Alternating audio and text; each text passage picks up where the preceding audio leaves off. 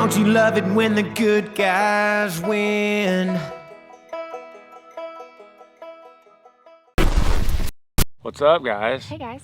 Welcome to the Smiths. One of my favorite episodes that we do, called Answering Your Questions. And, some of our episodes are kind of wild, and we're running around and we're doing, I'm on tour, she's doing her thing, and it's nice to chill out, find a nice spot, and answer the questions that you guys have asked. Today was my Instagram.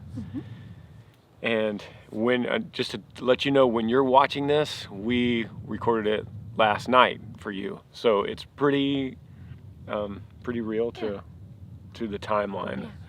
And the reason I wanted to make it, usually I like to record 3 or 4 days to have a buffer, but the world is changing so fast right now that I needed to record this the night before, because you never know what's going to come on TV, and everything changes and it becomes irrelevant. So we actually recorded one of these like 4 or 5 days ago, and I scrapped the whole thing. Yeah. Changed the whole thing. We had to reshoot. So this is our reshoot. I am home from touring for at least 2 months, at least 8 weeks, probably 3 months. The kids are now out of school. What did they say today? April 6th? At least until April 6th. So that's 2 weeks after our spring break. Our spring break is this week. And it could be longer than that. If you guys are thinking about seeing me on tour, I'm thinking realistically, early June is when everyone, government and city officials, are going to allow the social distancing thing to chill out. We have dates scheduled in May that are still not canceled, so don't take my word for it. I just don't know. And it's a little bit freaky, a little bit scary. But at the same time, we talked about this earlier in the house. It's like everything's crazy. I've already had to lay someone off of my crew. That is the first layoff I've ever done in my whole career. We've gone through different people for different reasons, but this is the first financial layoff I've ever done. And he was an awesome guy. He was the epitome of what we love in our crew, but he was also pretty much the newest guy, and that's the only reason. And it's heartbreaking. But what I was going to say is, Amber and I talked in the house, and it's like through all this stuff is so tragic and so devastating economically. There's the threat of the virus that people could get sick, and people are actually dying from that. But you know what? We lost our little boy last summer, and when something like that happens, you pretty much see everything else through a different lens. And so freaking out is not something that happens to me anymore. We've pretty much gone through the worst thing that we hope we'll ever have to go through. Yeah. And like you said, it just gives you a different perspective on everything, on what's important, on what. Not saying not to be smart, wash your hands, don't go out in public if you're sick, but it's not making us lose our minds. Yeah. So I'm not going to go crazy about it. Our touring business is shattered, when we start back up, we're going to be hitting it harder than I've ever hit it in my life, and I've always hit it hard, but we're going to be touring Monday through Sunday. Just back in one vehicle. Yeah, we're gonna be just figuring out everything we can to cut costs and just to basically pay back the loan, because I had to take out a loan to pay all the salaries and for all the crew members and band members, so that they could be okay with their families. And 2 of them have newborn babies, and several others have children, and that's my responsibility, was to take out a loan and just to float us during the summer when we're not touring. Anyway, I know you guys don't want to hear about these problems. Well, and I know everyone's affected by this in some way. Yeah, everybody's got their own. So let me pull out the questions. Question 1, do you think we're overreacting to the coronavirus? Yeah. Yeah, I think we are. And And once again, I have to, we have to say that, is it a deadly virus? Yes. All viruses are deadly. The neurovirus, the stomach bug, is extremely deadly. Not only the statistics, but people die more from diarrhea in this world. I'm serious. It's not a joke. Right. I know. Like, people in third world countries are dying from diarrhea because they're dehydrated more than any other sickness, and it's terrible.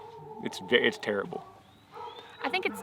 Sorry about the dogs. I think it's definitely affecting our economy more than getting the virus and our own well-being. For 90% of people, the majority of people are going to contract it, have their 2 weeks of downtime, kind of like the flu, and be perfectly fine. And then we also talked to somebody today who said all this quarantining is going to make us not immune. It's going to bring down our immunity to the virus if we're, so that's a little scary. Yeah, the whole thing is it's scary in terms of it's building anxiety. Anxiety is terrible, and we know now that anxiety actually is a killer because it puts yourself in fight or flight. It puts all of your nerves and your central nervous system in a contracted mode that then it leaves you in a constant sense of stress, and it puts your heart and all of your organs in a really bad position. And I also think all these people going out and hoarding everything off the shelf for their one family is leaving other families without it, or elderly people who actually just need one thing of meat or toilet paper or something just to get through their day. So yes, be practical and be smart and get what you need for your family, but leave the rest of it for your neighbors. Don't stockpile 500 things of soap. I have a 94-year-old grandmother that's extremely dangerous for her. I mean, and if she gets around it, that's going to be very difficult to recover. So, just be smart. Yeah, be smart. Be smart. All right. What part of you do you see in each of your kids, personality or physical? I think all the kids favor you, physically, but they all have my chin. They all have my Bartlett chin. Well, yeah. But they all got the brown eyes like him. The Smith genes are very strong. I think Lincoln, a lot of people say London looks a lot like me now, getting older, as she's getting older. Personality. River, really outgoing, adventurous, fearless. Yeah. And I was not. I was not that either at 3. Yeah. Lincoln is much more observant and cautious. That was more my style. London is definitely a worrier. A worrier and passionate and strong and very emotional. Yeah. But also they're all three just so loving and caring and funny. I guess they get the humor from you because I'm not a funny person. I don't know. They're all so funny. Yeah. Here's one. Okay. How did you meet your wife? So lots of people ask this, and I know we have probably a lot of new followers and a lot of new subscribers. We've talked about this all the time, but we'll answer it. Yeah. How did we meet? Yeah, we met on a music video. Yes, and you can watch the first day that we met. Don't Listen to the Radio. It's like 11 years old now. 11, yeah. And and we met. She was the love interest in that video. It was just us two in that video, so you could watch it. Don't Listen to the Radio. That is the first day we met. Yeah. Is that music video, and worked out pretty good. Yeah, pretty good. 11 years later. What's it like not being on tour? He's going crazy. So, and I've gotten this, a lot of people have said, I bet it's great to have all these dates canceled and you and your band could really focus in on your family. And sure, okay, I'll buy that. But at the same time, you guys got to remember that we've always made it a practice to have time with our families and to be as present as possible. And part of that presence that we get to have with our families, I'm speaking for all the band and crew, is because then we'll go out and we follow our passion, something we love, making music and performing it. And we pour our heart out on stage. We pour our heart out every night to these people, and it's exhausting and it's exhilarating and it's very passionate. And then we come home and we just completely decompress with our family and focus in and be present. And so I'm going to take one of those components out and still try to be present and try to, learn something from this. But it's not going to be as easy as you guys think, probably for either one of us. Yeah. And I know that might sound crazy, but we all have to have our passions, and you're not going to get any acting jobs anytime soon, I don't think, either, through all this. And yes, family time is incredible, and we want to all spend time together and be together. But some of his stress relief is also getting to go out and tour and be on stage with you guys and meet you guys and have the camaraderie with the band. And now they're just all kind of home like, oh, what do we do? Yeah, one time I fell off the stage and broke a couple of ribs and punctured a lung, and it put me out for 6 weeks. The thing that was different then was it was in December when we were already slowing down touring, and January we were going to be off anyway. This is like right in the middle of touring, but I learned a lot. I was bedridden and stuck to the couch, and I learned a lot about who I was during that time. I actually got really close to Riv. Yeah, for 6 weeks on the couch. They were together every day. So I'm going to make the best of this, and I'm going to learn something. I don't know what it is, but personal growth is always a huge thing for me. And this is a big obstacle, and I'm going to find that there's a reward on the other side of that obstacle. I know that there is. I can't say what it is yet. Don't know, but thanks for watching on the Smiths, because you'll find out with me as we go through that. This is for you. Okay. Does Amber prefer Granger or Earl Dibbles Jr.? And how about the kids? Well, I prefer Granger, for sure. Depends on what mood you're in. Yeah, I guess. Wink, wink. The kids for a long time. Well, I don't know. What do you think? I like, it's the same person to them, but I always joke, and as I come in sometimes, or as Earl comes in, I'm like, I'm Earl Dibbles Jr. And they're like, you're daddy. And I'm like, I'm Earl Dibbles Jr. They're like, you're daddy. Like, we see your tattoos. It's over. They're over it. Yeah. But that's people ask that question a lot, and it is funny because like London was born in 2011, and that's when Earl launched for the first time. So she's as old as Earl is. It's kind of funny. Is that for us together or just Probably. in general? What is your favorite music video? And we've been in a lot together, so that's part of that question for us, I think. Our favorite music video together? Yeah. Let's do together and then separate. Okay. I have a few. It's hard. We've been in, I think we tried to count it one time, almost 15 music videos, where even if it was just a little clip, or me doing like a little cameo. We talked about Bury Me in Blue Jeans. That was really special because that was our whole family. That was when Lincoln was just 6 months old. I had a lot of fun on Country Boy Love. I had some of my good friends in that with me, and we were just dancing and laughing with Earl, and it was just kind of a let loose, have fun video. I Almost Am was really special because that was right around the time we were getting engaged. And then obviously Don't Listen to the Radio because that's when we met. Yeah. So. Yeah, I love Bury Me in Blue Jeans. That's a special one, and that's the second one that we filmed at the cemetery in the Rock Church. And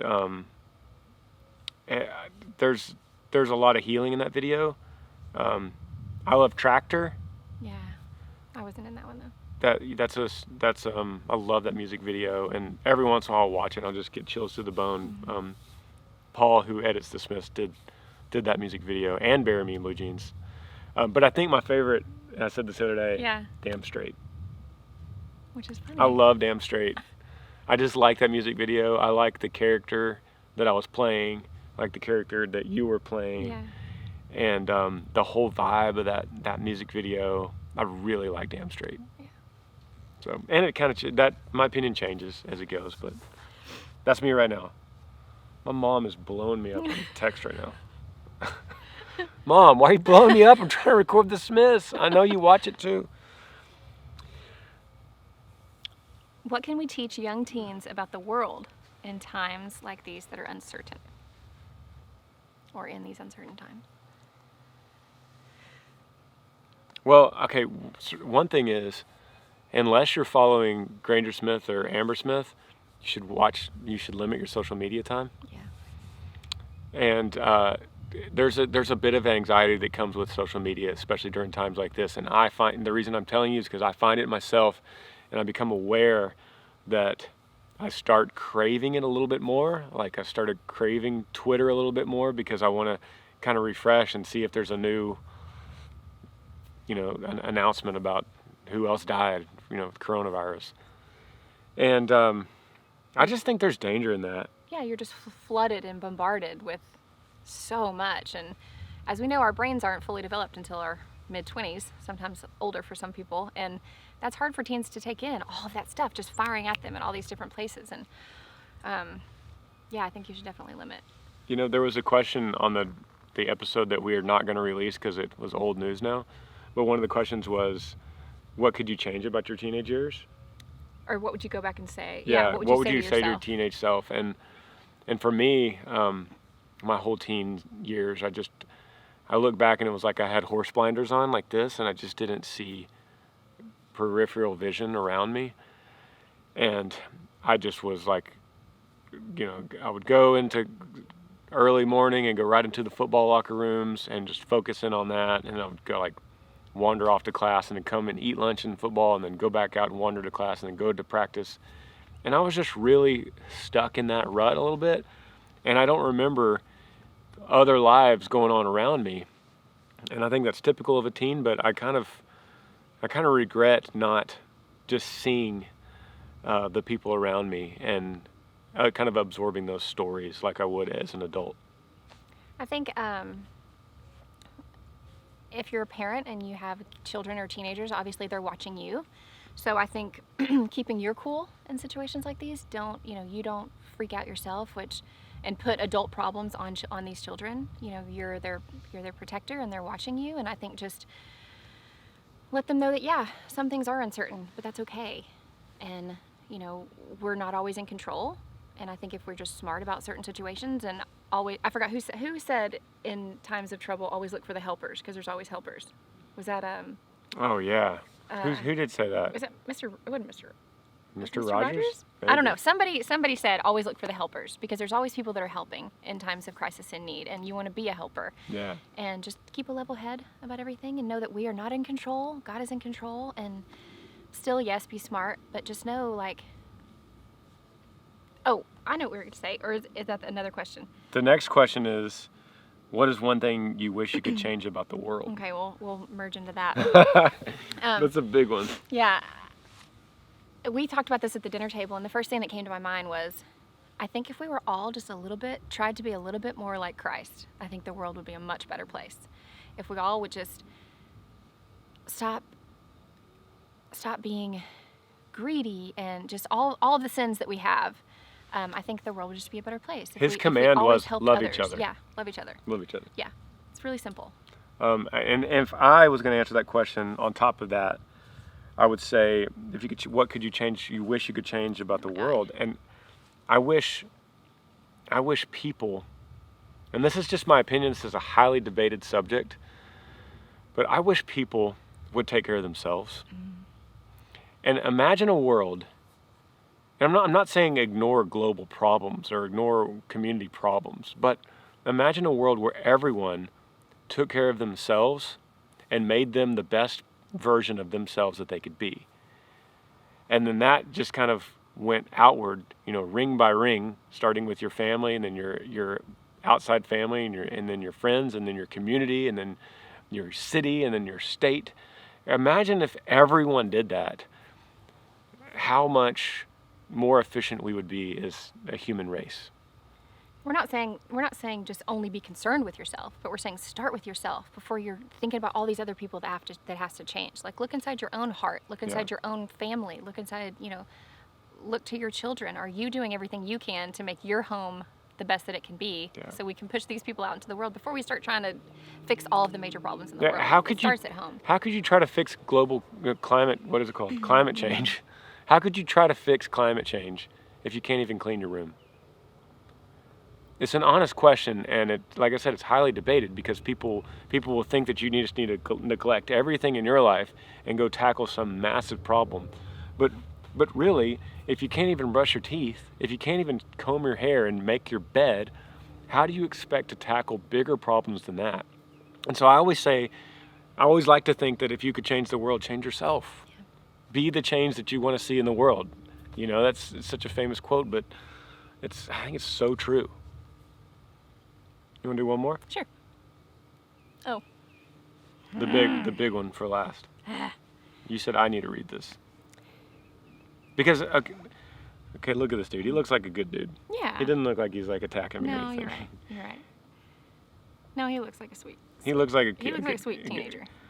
It seems like you've got over your son's death. How do you overcome that?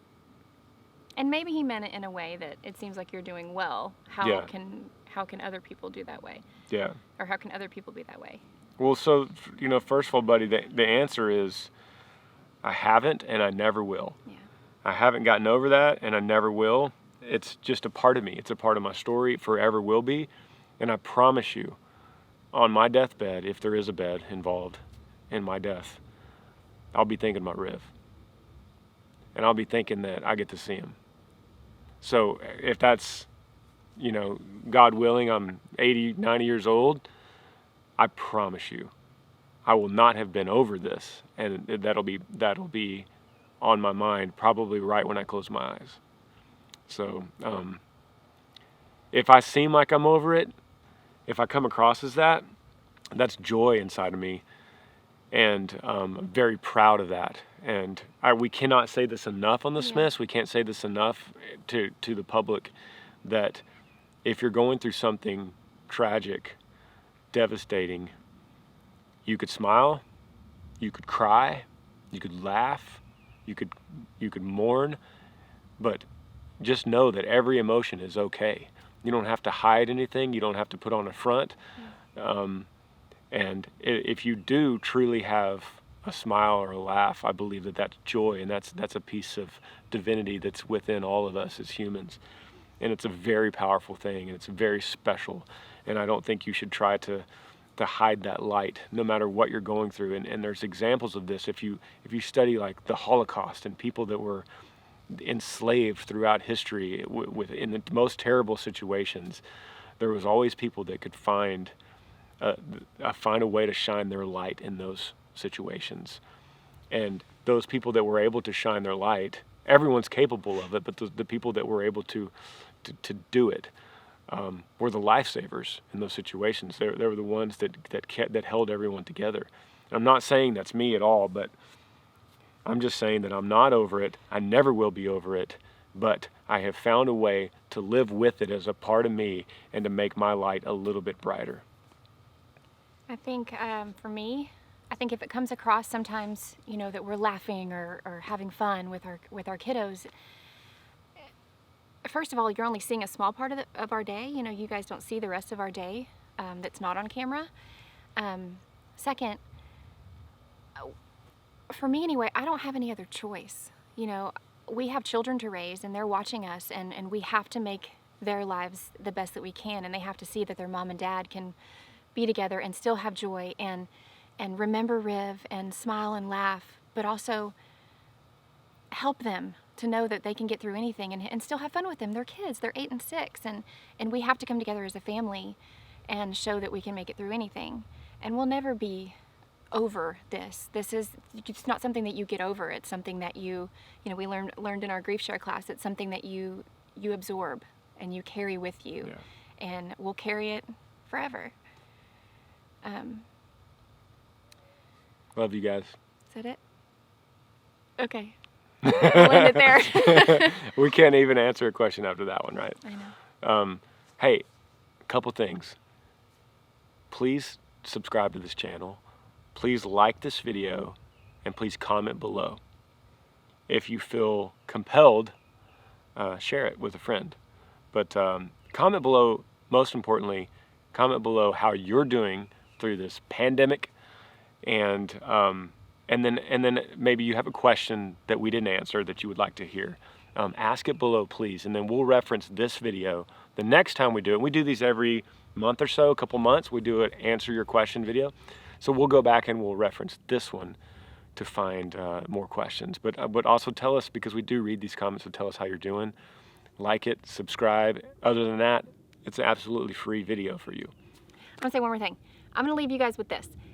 Whatever you're going through, I don't know if it's good, bad, ugly, anything. Just, you have a choice. It can either make you grow and be more beautiful, or it can make you bitter. So make a good choice and go out into the world and be the light and be the helper and just keep going. Bye. Bye. See y'all. Yee. That's why I love dirt roads. That's why I love dirt roads.